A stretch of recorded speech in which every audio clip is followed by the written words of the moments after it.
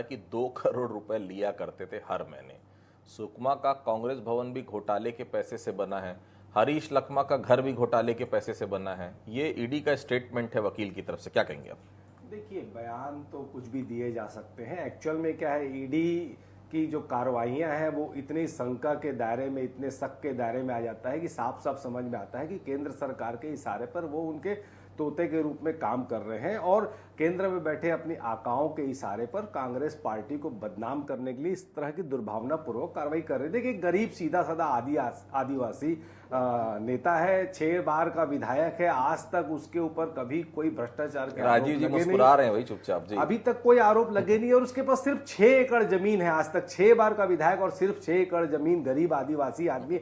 Actual में आप क्या क्रोनोलॉजी समझिए, आप टाइमिंग देखिए। नैरेटिव सेट करने के लिए दुर्भावनापूर्वक की कार्रवाई की गई है और हर बार, चाहे विधानसभा चुनाव के पहले कार्रवाई की गई हो, फिर उसके बाद लोकसभा के पहले कार्रवाई की गई हो और अभी त्रिस्तरीय पंचायती राज के पहले कार्रवाई की गई।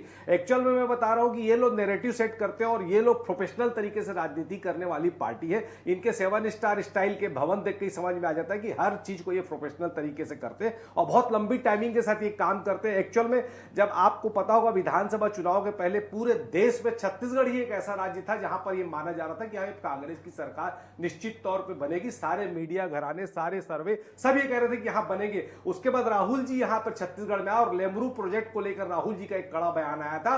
बच्ची कुची कसर उस दिन पूरी हो गई थी जब भूपेश बघेल जी ने हसदेव के जंगल काटने में प्रतिबंध लगा दिया था। वहीं से शुरुआत चालू हुई। इनके जो आका है, जो भारतीय जनता पार्टी के आका है, उनके आर्थिक हित थे, उसके हितों को साधने के लिए ये केंद्र सरकार के सारे पर षड्यंत्र चालू हुए और 2 साल तक लगातार ईडी बैठे रहे। भूपेश बघेल की सरकार को बदनाम करने का लगातार षड्यंत्र करते रहे। अशोक गहलोत चाय पीने आए थे क्या भूपेश बघेल जी के घर उस समय मुख्यमंत्री निवास में? नहीं, देखिए, मैं वो नहीं जानता। मैं छत्तीसगढ़ में रहता हूं, छत्तीसगढ़ का जॉइंट स्टेटमेंट आपको याद होगा जो सीएम हाउस में हुआ था। इसी प्रोजेक्ट की मैं बात कर रहा हूं, मैं मौजूद था वहां पर, इसलिए बोल रहा हूं। द्विवेदी साहब, मैं गलत बोल रहा हूं तो बता दीजिए। और बिजली जरूरी है। आप एक मिनट राजीव जी, मैं आपके पास आऊंगा राजीव जी, प्लीज करना चाहूंगा कि आप याद कीजिए, फिर उसी समय यह हुआ कि छत्तीसगढ़ में जो आर्थिक हित जुड़े हुए थे अडानी ग्रुप को, उसको लेकर ये सब क्रोनोलॉजी और टाइमिंग के साथ षड्यंत्र चालू हुआ और उसकी परिणति ये हुई कि 2 साल तक ईडी यहां बैठ रही। आपको याद होगा आदित्य जी कि विधानसभा के ठीक पहले एक ऑडियो आया था 500 करोड़ रुपए महादेव सट्टा में जिसमें लेने की बात हुई थी,